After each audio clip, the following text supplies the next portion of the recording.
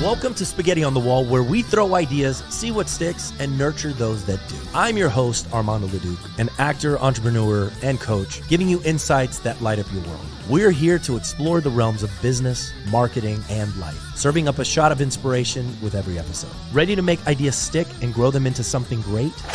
Let's dive in. And we're back with another one, Spaghetti on the Wall, the Managing Partners podcast, right here in beautiful San Diego. I just got a new hat. I'm digging it. So I was like, all right, let me wear this hat. Munib Kadir from San Jose has an AI company called Clip. I'm not going to butcher what it is that you do. Sure. So just give me a 2-minute version on how you got where you got. But most importantly, what was that epiphany moment that you were like, this is something that attorneys need, and this is how we're going to help them? Fantastic. Yes. So Clip enables attorneys and firms to bring all their case files into our platform and start talking to them and ask them what they, things about the cases. It asks them, they can generate things from it. They can even develop case strategies from it, right? And find criticalities. And it gives them that information with sources. So that's our real value proposition and point. And that's what we've been laser focused on over the past couple of years. And how we got to this point and how I actually got to this epiphany. Yeah. There we go. Is that there's so many case files like people deal with all the time. There's things coming in and the number of cases is growing. So there had to be a better way. And with the AI world coming in and that technology being available, being able to harness that technology and being able to provide this value to law firms and attorneys, the timing was just right. Yeah. So what are you seeing the main problem within the legal industry and when it comes to AI? I think there's a level of unknown, also fire hose of information. What's real, what's not real, how do I implement, right? So how are you solving those problems on like the onboarding of your product? That's a very good question, right? And one of the ways we're solving that problem is really just hand-holding the customer from day one, right? Not only after the demo, they see the value, they know how to use it, but kind of following up with them, working with them closely, making sure they understand like basic prompt engineering techniques or prompting techniques. Also, in our application, we've created like very simple buttons and features which they can click for things that they need, right? So even though AI is being used in the background, they don't have to interact with it or think about it as an AI, right? And so those are some of the techniques we're using, but it really just requires, being customer obsessed and really working with them and just walking through them, checking in on them, ensuring that, they're able to use it and get value from the software. And if they're not, what are some of the challenges they're facing and how we can improve it. So you guys are helping on the back end too with that, like in terms of actual hands-on, consulting, or how does that work? Yeah. So whenever, let's say you have a law firm, right? You have a business and you're always looking to maximize your ROI. Not just that, you're also just looking to serve your clients better than anybody else, right? So you come in, you get this AI software.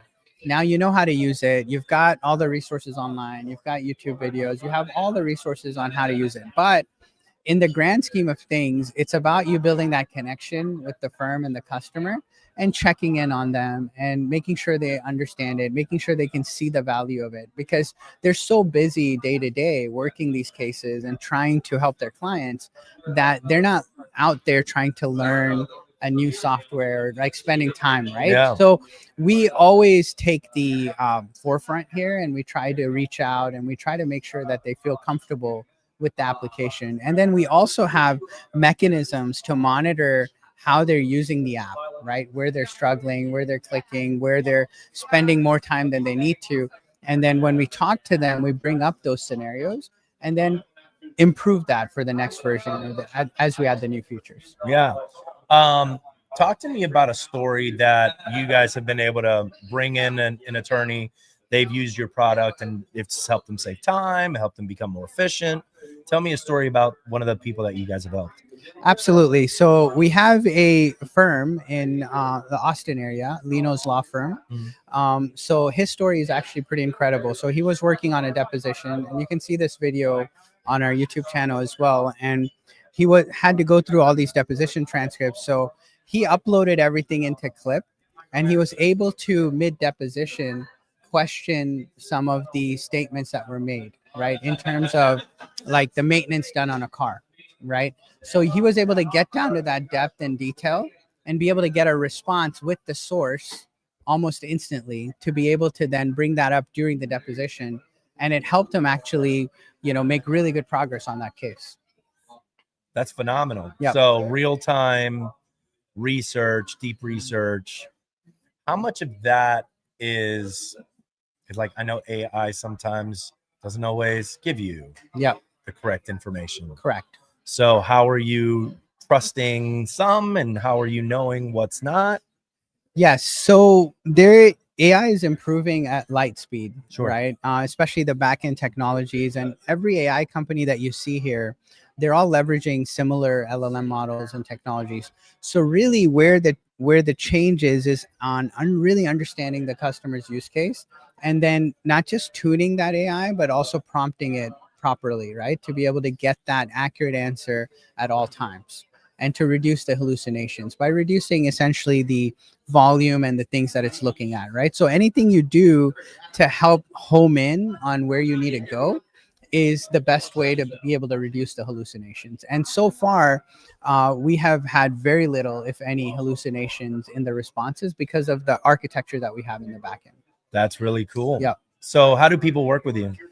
So they go to our website, they can go check out clip.us and sign up for a demo. So we meet with them, we understand their use case, and then we, get them onboarded, give them a chance to try out the software, work with their documents, and get really comfortable with it. Because, there's a lot of people out there that are adding value and providing value, and we want to make sure that Clip is right for them, right? Yeah. And so they reach out to us. They can do that through our website, or go and sign up for a demo, and then we can reach out and connect with them.